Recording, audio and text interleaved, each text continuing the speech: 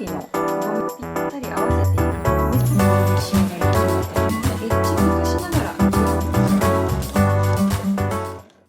こんにちは、ネイジの猪俣です。いつもチャンネルをご視聴いただきありがとうございます。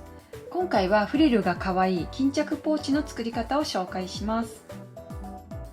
このチャンネルでは初心者様にも分かりやすいように丁寧に音声で解説する動画を配信しています。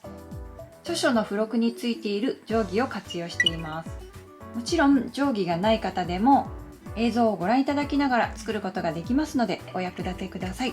またこちらの作り方は別の動画でも紹介していますので、布合わせをされる場合はそちらの動画を合わせてご覧いただけたらと思います。今回はカーブの縫い方のコツや紐通しの作り方など丁寧に紹介していますので、ぜひお気に入りの生地で一緒に作ってみてください。それでは早速始めていきましょう。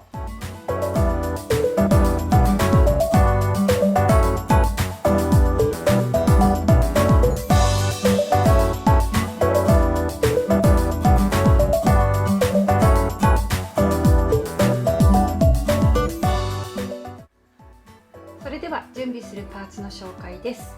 画面をご覧いただきながらパーツの準備の方をお願いします。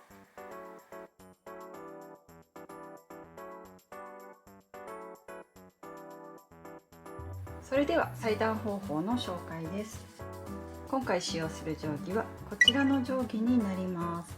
この RQ という9センチのカーブを活用していきます。こ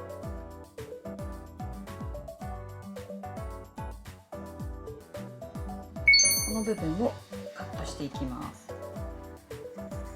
カットした後待ち針外さないで。残りの3枚も同じようにしてカーブを切って準備を進めてください。すべてのパーツの裁断が終わったところです。合印の方もすべて上下に入れておいてください。今回使用する生地は旅動画の方でも紹介してるんですが、フランスパリに行った時に仕入れてきたこちらのフランスコットンの生地と、あとこちらのストライプの生地、裏面はねちょっとツイルっぽい感じになってますね。ツイルなのかな、こんな感じの生地を今回使用していきます。あんまり私はこんな長くやってますが、布の素材までねあんまり詳しくないんですけれども、詳しい方よかったら教えてください。そしたら後ろ面になる柄の方にこのレースのタブを仮留めします。中央の合印にこう重ねましょう。そしたら端から 5mm を仮留めします。今回使用するミシンは重機の家庭用ミシン EX7。 縫い目の長さは通常の 2.4 もしくは 2.6 などでご準備ください。ミシンの針は11番普通地用になります。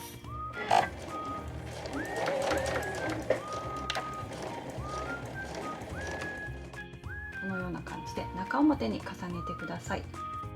まず中央の合印 V でつけたところ、合印留めましょう。あと両脇というふうにして留めていきます。1センチをそれぞれ縫いましょう。では1センチを縫う時など便利なのがマスキングテープになります。マスキングテープをこう布端に合わせて縫っていくガイド代わりになりますので、是非ねお気に入りのマスキングテープなど貼って気分を盛り上げながら手作り楽しんでいただけたらと思います。そしたら生地をセットします。最初に1センチほど先に針を刺しましょう。でその時にこのマスキングテープの端と布端を合わせるようにします。そしたら返し縫いからスタートします。最初にねこう針刺したらこう上糸ちょっと引っ張っておくといいですよ。下糸のもつれが防げます。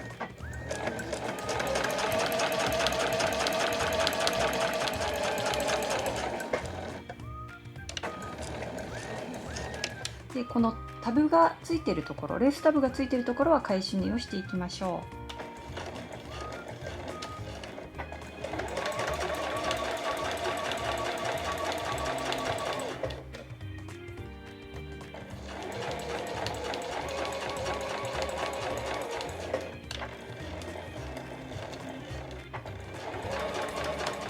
このタブがあるところはね、しっかりと返し縫いを入れて補強しておいてください。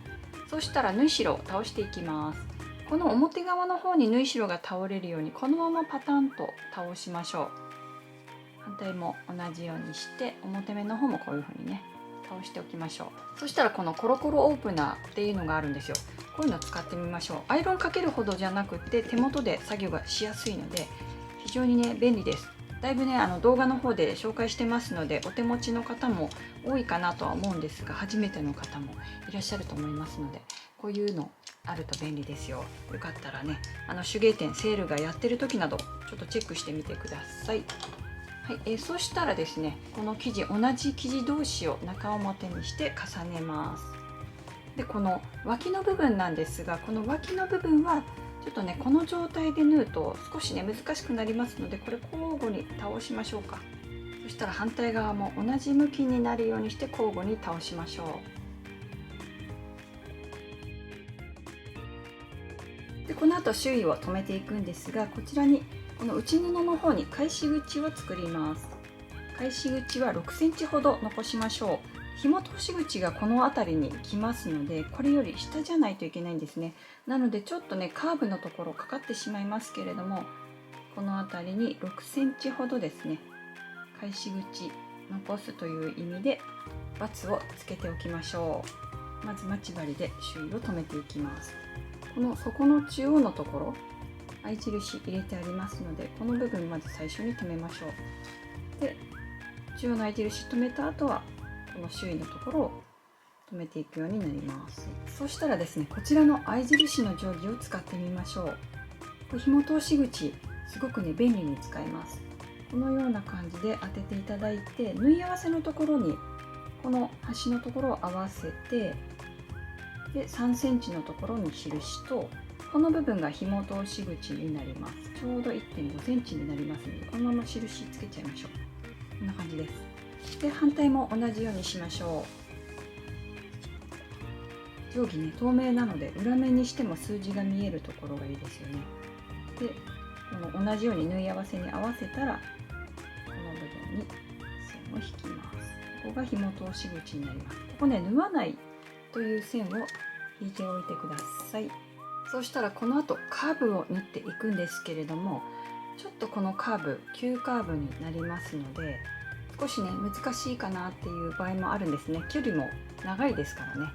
なのでちょっと縫い代の線目安になるようにちょっと書いていきたいと思います。でその時に役に立つのがこの定規のこの 7mm のくぼみのところですね。この部分も活用できますので、こういう風に布に当てながらこんな感じで自然に消えるペンなどね使ってください。まっすぐに線引けなくってもこのカーブの部分だけでも引いておくといいですよ。この底の部分もカーブになってますからね。はい、じゃあこんな感じで内布の方も縫いますので同じようにして線を引いておきましょう。それから返し口の作る位置なんですけれども、この部分が 4.5 センチになりますので、この部分もミシンでここ縫うんですね。なのでこの 4.5 センチなので、このちょうど5センチのあたりを目安にしていただいて、これより下になるように返し口を作るようにしてください。でこの縫ってはいけないところもありますので、そこ注意しながら縫っていきますよ。なのでちょっと糸を切りますのでね、縫い分けながらいきましょう。まずここからスタートしてここで縫い終わりましょう。ここからスタートしてこの返し口の開き口まで縫いましょう。で反対はこの下からぐるっとしてここまで縫うようにしましょう。それからこのように線を描いたんですけれども、家庭用ミシンの場合は押さえの端を使って縫う方法もあります。こんな感じでぴったり合わせていくと目線もねここにちゃんと集中しますので綺麗に縫えてきます。若干ねこの 7mm の線よりは内側に入りますので、だいたい 7,8mm ぐらいで縫えますので、ちょっと若干内側には入りますけれども、縫いやすさはこの方が確実に綺麗に縫っていけると思いますので、是非ね試してみていただけたらと思います。そしたら押さえの端と布端を合わせながら縫っていきます。最初3目ほど前に進めましょう。で3目下がります。ではこのような感じで進めていきます。目線で常にこの位置ですね。布の端が合ってるかなっていうのを見ながらゆっくり縫いますよ。カーブに差し掛かってきました。カーブはね、特にゆっくり縫うようにしましょうね。これで仕上がり決まってきます。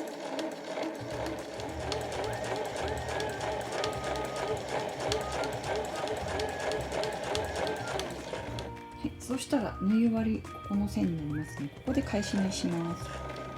行き過ぎないように気をつけてください。では続けて次の線からですね、開き口から縫っていきます。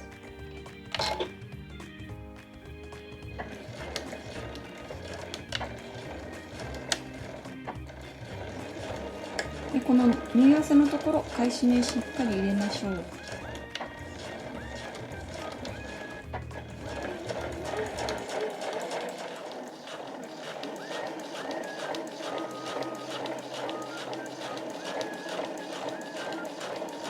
こんな感じで縫い終えたところです。いかがだったでしょうか。綺麗にカーブ縫えましたでしょうか。もう一度ね、縫い目チェックしておくといいですよ。でそうするとね、実際にこうね、描いた線より若干内側に入ってるかなと思います。ミシンの押さえをね、活用してカーブをきれいに縫う方法もぜひ試してみてください。そうしたらですね、この後表に返していくんですが、その前にちょっと準備しておいた方がいい部分があります。まずこの紐通しの部分、この部分しっかり縫い代を開いておきましょう。しっかりと開いて、でこの重なるこの反対側も同じように縫い代開いておきます。同じ位置ぐらいまでしっかり開いておきましょう。これやっとくとね、全然仕上がり違いますからね。反対も同じです。これね、表にするまでの手間がかかりますけど、仕上がりだいぶ違いますよ。いつもね、すぐ表にしてた方は是非この部分試してみてください。そしたら今度は表側のみですが、カーブの方を切っていきます。カーブはね、表にした時に綺麗に出てくるようにカーブに切り込みを入れる方法があるんですね。切り込みはですね、だいたいね 7mm 間隔で、深さはこのミシン目の際ぐらいまで、ちょっとミシン目切らないように気をつけてくださいね。1mm 手前ぐらいまでちょっと頑張ってゆっくり入れてみましょう。あんまりこわごわ浅くするとあんまり入れた意味がなくなっちゃいますので、ミシン目ね、非常に見えにくいですけど、はい、そうしたらですね、この部分を折った時と同じように、この縫い代もこういう風にして折ってコロコロオープナーで折り目つけておきましょう。はい、じゃあいろいろね、準備が多いですけど、この後表に返していきます。どうでしょうか。このカーブ綺麗に出てませんでしょうか。非常にカーブがね、綺麗に出てきてると思います。皆様のお使いの生地でどのぐらい出てるかな。あんまりね、帆布とか硬いものでやるとカーブって出にくいんですが、こう伸びのいい柔らかいシーチングとかの生地で作ると比較的ね、綺麗に出やすくなりますので、あとリネンとかもいいですよね。柔らかい生地なので。そうしたらですね、一度形を整える前に返し口に指を入れてください。指入れて、でここの縫い代を開いていきます。さっきね、肩倒しにしてますのでね、ここをもう一度こうグッと指で押し上げて縫い代を開きましょう。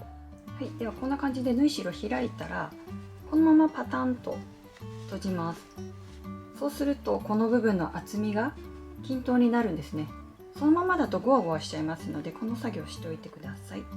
同じように反対側も縫い代開きます。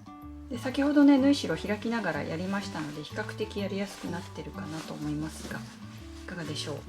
で内袋を中に入れて、で今回内側ストライプにしたんですよね。なので、あと内側って結構もわっとしてもぞもぞするじゃないですか。なのでこれもこうちょっとストライプが少し出るような感じに仕上げようかなと思ってます。ちょっと出てきた分、こんな感じでちょっと上に上げて、でこの部分ね肩倒しにしてますのでちょっともぞもぞしますけど、少し調整しながら上に上げてみてください。だいたい見せるのは 2mm ぐらいになります。そしたら待ち針などで留めていきましょう。こんな感じで全体に待ち針止まったところです。そういえば皆さん待ち針どのように留めてます？玉をね外側にして留めると縫った時にこうやってシュッと抜きやすくなりますのでね、是非玉を右側にして留めるようにしてみてください。こういう風に留める方多分たくさんいらっしゃると思うんですが、この留め方はね型紙を留める時の留め方なんですね。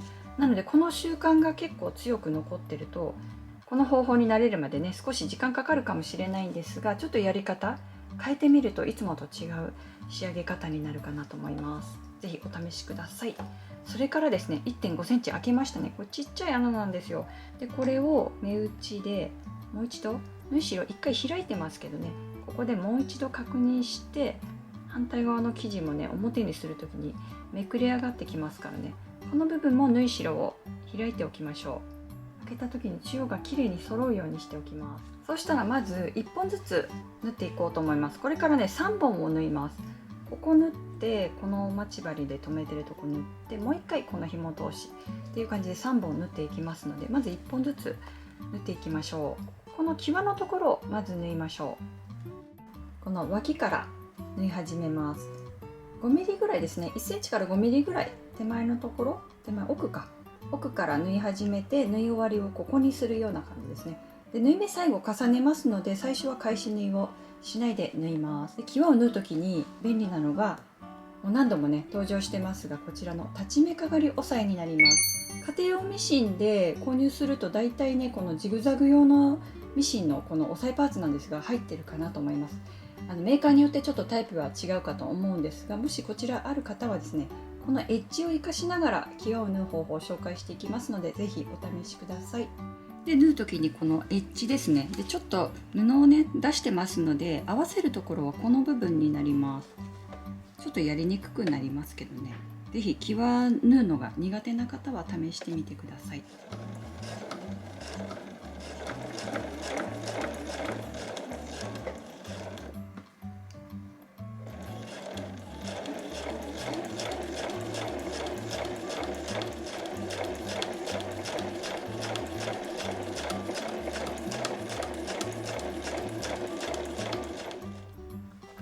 それでは最初の縫い始めに来たところで、最初の糸を根元までしっかり切りましょう。で切ったら縫い目をここまで重ねます。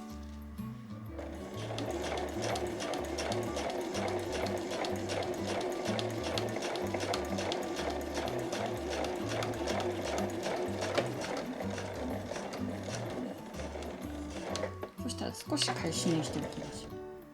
はい、1本目が縫い終えたところになります。こんな感じでね際が綺麗に縫えますので、是非お手持ちの方はお試しください。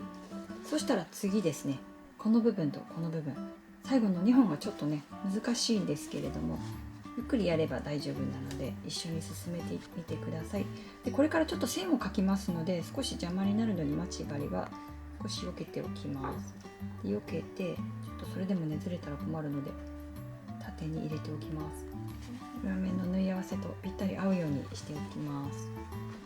で今度縫い合わせの部分、今はみ出てますので端から測ってしまうと間違えてしまいます。お気をつけください。この剥ぎ合わせのこの部分ですね、この部分から3センチのところを線を入れていきます。その定規だとこの3って書いてあるところになります。で先ほど印を入れたのと同じように、このくぼみがちょうど 1.5 センチになりますので、この部分で合わせていくとこんな感じにぴったりになってくるかと思いますので、この定規ぜひ活かしてみてください。定規ない方は端から3センチのところと 1.5 センチのところに印をつけてみてください。3センチと 1.5 センチですね。でこれは自然に消えるペンで必ず書くようにしてください。シャーペンタイプのものだと表に出てしまいます。もし書く場合は薄く目立たないように書くようにしてください。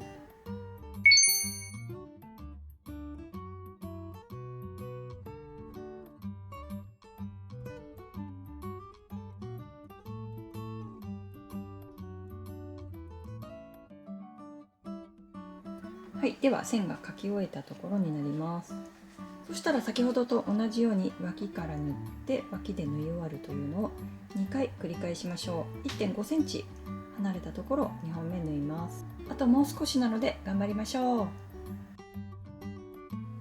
ちょっとギリギリなんですけれども、このアーム外せる場合はちょっと試してみてください。結構ギリギリですけどね、この布は必ずまっすぐになるようにして整えながら縫っていきましょう。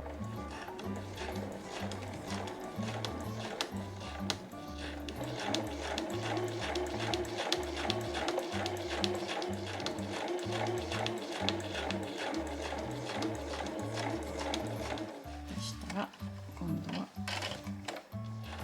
布はねまっすぐにしながら縫っていくといいですよ。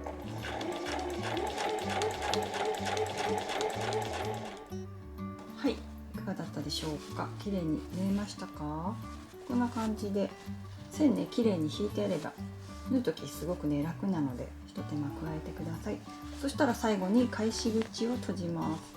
返し口はね若干ちょっとカーブになってますので、この字閉じで閉じていった方が綺麗に仕上がるかなと思いますが、ミシンでも十分綺麗に仕上がると思いますので、今回はカーブなのでこの部分はですねこの字閉じで仕上げていこうと思います。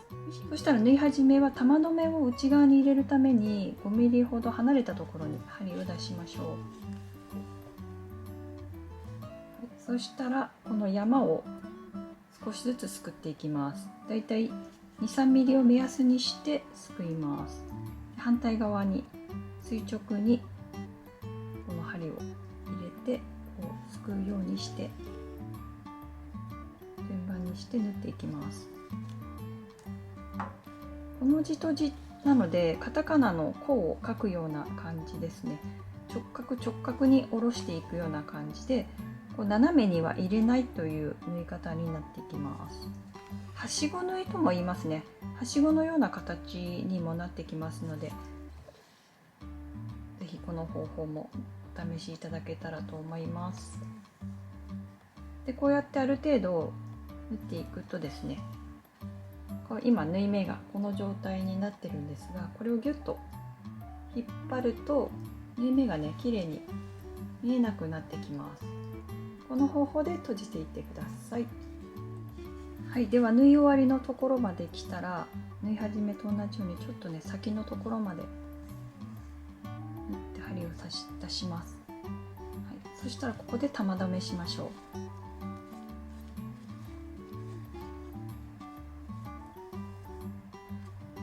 そしたらこの玉を中に入れるために最初に出したこの糸が出てるところに針を刺して、ちょっと離れた場所に針を出します。こうしてピュッと引っ張るとこの玉がきれいに中に入ってきます。そしたら糸の根元から切ってこれで完成になります、ね、こういう風にすると縫い目きれいですね。全く縫ったところがわからなくなります。きれいに仕上げたい時はねこんな仕上げ方もありますので、ミシンだけじゃなく手縫いもぜひ取り入れてみてください。そしたら仕上げに紐を通します。で紐通しに便利なのがこちらの紐通しなんですが、100円ショップなどでも販売されてますので、よかったら見つけてください。こちらもねよく動画で登場してますので、初めての方のために紹介させていただいてます。別中に入れていきます。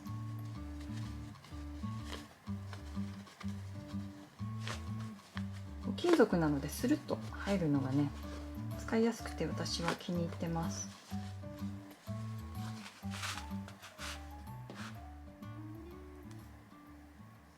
はい、そしたらこれで完成になります。こうキャンディーみたいなフリルの可愛い巾着になります。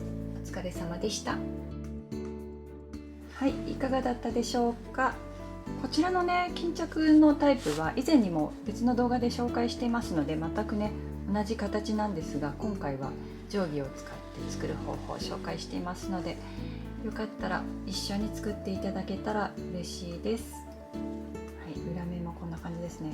今回ねフランスで購入してきたこのグリーンのストライプとこのねトワルド・ジュイの柄の生地なんですけれども、買ってきてよかったって思いました。すごくね素敵になりました。柄がね結構大柄なんですけど、それでもねこう小物に使っても結構いい感じに仕上がってるかなっていうふうに思ってます。よかったらお友達へのプレゼントなどにお役立てください。最後までご視聴いただきましてありがとうございました。ではまた次回の動画でお会いしましょう。バイバーイ。で今回の YouTube 動画をご覧いただいて、さらにステップアップを目指されたい方には、私はですね、防具学園で普段授業の方を行っております。あとオンライン講座も各種ございますので、ぜひこの機会にご受講をご検討いただけますと嬉しいです。